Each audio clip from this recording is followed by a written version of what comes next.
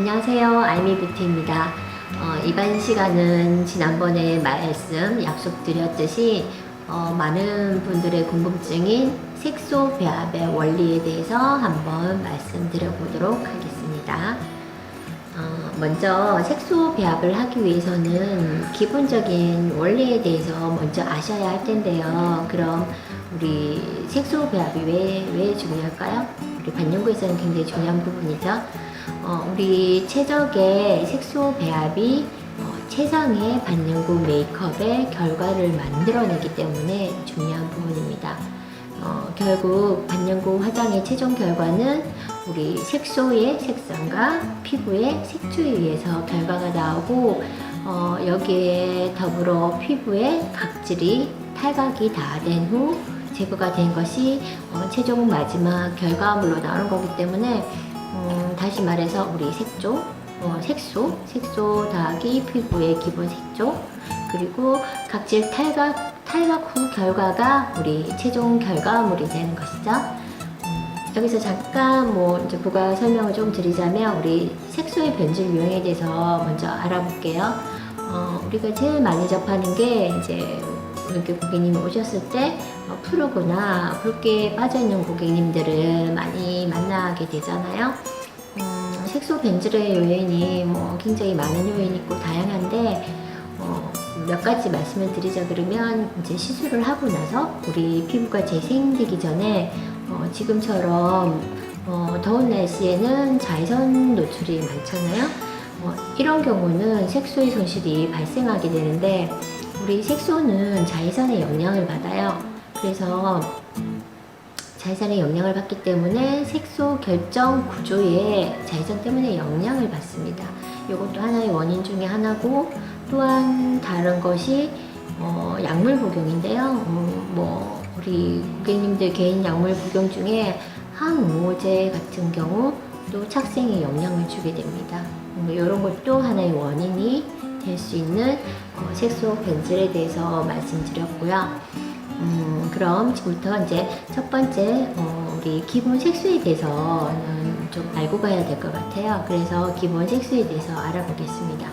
우리 기본 색소는 첫 번째 우리 파란 계열, 파란색, 초록 계열이 있고, 두 번째 이제 노란색 계열이 있고, 세 번째가 레드 계열, 빨간색 계열이 있습니다. 크게 세 가지로 나눌 수가 있는데 각 색소별로 먼저 특징을 보면은 우리 파란색 계열 같은 경우는 밀도가 가장 높고 무거운 색상이에요.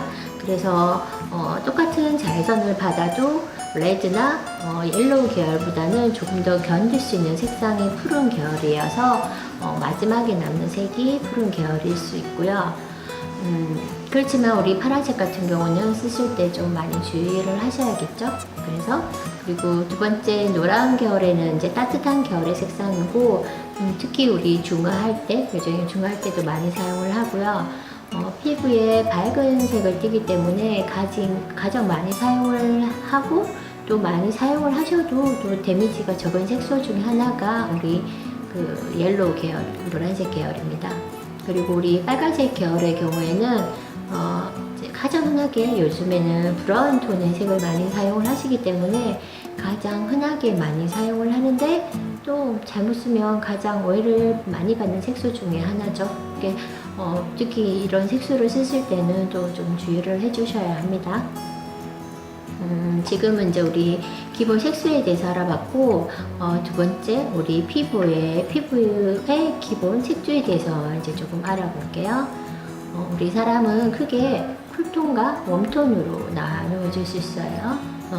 우리 쿨톤 같은 경우에는 차가운 색을 흡수를 시켜요. 그래서 색소 배합을 하실 때 따뜻한 색으로 배합을 해주시고, 반대로 웜톤의 경우에는 우리 따뜻한 색을 흡수를 시키거든요. 그래서 차가운 색을 배합을 해주시면 탈각 후에 붉게 빠지는 것을 미연에 조금은 방지를 하실 수가 있어요. 그래서 예를 들어서 우리 웜톤 같은 경우는 따뜻한 색을 흡수를 하잖아요. 그래서 밝은 브라운 계열의 색소를 믹싱을 많이 하게 되면 탈각 후에 붉게 나올 가능성이 높기 때문에 조심해서 사용을 해주셔야 합니다. 우리 웜톤과 쿨톤이 특징에 대해서 이제 조금 말씀드렸고, 그리고 우리 색소를 사용을 하실 때, 뭐 이제 색소가 유성 타입도 있고 수성 타입도 있잖아요. 그러면 되도록이면 수성은 수성끼리, 유성은 유성끼리 같은 타입끼리 믹스를 해주시는 게 조금 더 좋고, 그리고 우리 색소 같은 경우에도 제조사가 뭐 수십 개 여러 가지 굉장히 많은 제조사들이 있잖아요. 되도록이면 믹싱을 할 때 같은 제조사끼리 같은 색 제조사끼리 그 믹싱을 해주시는 게 조금 더 좋아요. 그렇게 다른 타사 제품을 여러 가지 믹스를 하는 것보다는 같은 제조사끼리 믹스를 해주시는 게 조금 더 배합이 잘 되실 거예요. 그리고 우리 색소 선택을 하실 때는 우리 이분이 고객님이 웜톤인지 쿨톤인지 이제 먼저 파악을 하시면 아마 색소 배합을 하시는데 조금 도움이 되실 수 있을 거예요.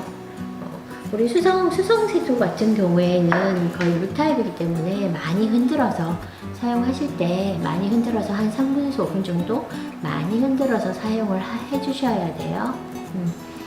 또한 우리가 예를 들어서 이제 뭐 입술을 시술을 한다 그럴 때 색소 배합을 하잖아요. 그러면 이제 색소 같은 경우에는 배합을 하실 때 내가 시술 들어가기 전에 예를 들어서 완화제를 바른 상태에서 하는 것보다는 이제 완화제를 다 바르고 된 상태에서 우리가 시술 들어가기 한 10분 전으로 색소 배합을 해주시는 게 좋아요. 왜냐하면 우리 색소 같은 경우니까 산소와 만나면 산화가 되기 때문에 정확한 색이 안 나올 수가 있어요. 그래서 되도록이면 우리 색소를 사용을 하실 때는 너무 빨리 만들어 놓지 마시고 시술하기 전에 충분히 흔들어서 사용을 해주시는 게 좋습니다. 그래야 색소가 산소와 만나서 산화되는 거를 이제 막아줄 수가 있어요. 그럼 다시 이제 정리를 한번 해볼게요. 정리를 해보면 우리 반영구 눈썹 색소 선택할 때 이제 고려해야 할 상황이 우리 고객님 오셨을 때 고객님의 헤어 색상과 어울리는 색을 또 먼저 파악을 하시고, 또 두 번째 고객님의 피부색 웜톤인지 쿨톤인지 요거 파악을 하시고, 또 더불어 눈동자 색도 파악해 주시면 더 좋겠죠. 그리고 우리 마지막으로 색소마다 제조사마다 색상이 다 틀려요. 그래서 똑같은 브라운 계열이라도 A사는 약간 다크한 브라운이 있을 수 있고, 뭐 B사 같은 경우는 라이트 브라운 계열의 브라운이 있을 수 있고, 또 어떤 거는 같은 초코 브라운인데 조금 농도가 짙은 초코 브라운이 있을 수 있고, 연한 초코 브라운의 색소가 있을 수 있거든요. 그래서 이거를 선택을 하실 때 제조사마다 제품의 성질이 틀리기, 제품의 특성이 틀리기 때문에 제품의 성질을 잘 파악하신 후 사용을 해주시기 바랍니다. 그래서 서두에 이제 우리 말씀드렸던 것처럼 반영구 화장의 최종 결과는 색소의 색상과 피부의 색조, 그리고 탈각후가 최종 결과로 나오기 때문에 이 부분을 기본 베이스로 공부를 해서 하시면 좋겠고, 서두에도 조금 말씀드렸지만 여러 가지 원인이 있을 수 있어요. 자외선도 영향이 있을 수 있고, 뭐 약물에 대한 영향이 있을 수도 있고, 뭐 여러 가지 영향이 있을 수 있으니까 그런 부분을 이제 감안을 해주시면 되고, 뭐 예를 들어서 이제 운동을 좋아하셔서 야외 활동을 굉장히 많이 하시는 분들은 우리가 그 사람에 맞는 최적의 색소 배합을 시술을 했지만 자외선에 의한 변색이 많이 올 수 있기 때문에, 그래서 그 고객님의 개개인의 특성을 잘 파악을 해서 예를 들어서 이분의 직업이 어떤 건지도 파악을 해서 시술을 하시면 변색의 데미지를 줄일 수 있는 좋은 방법이라고 생각이 듭니다.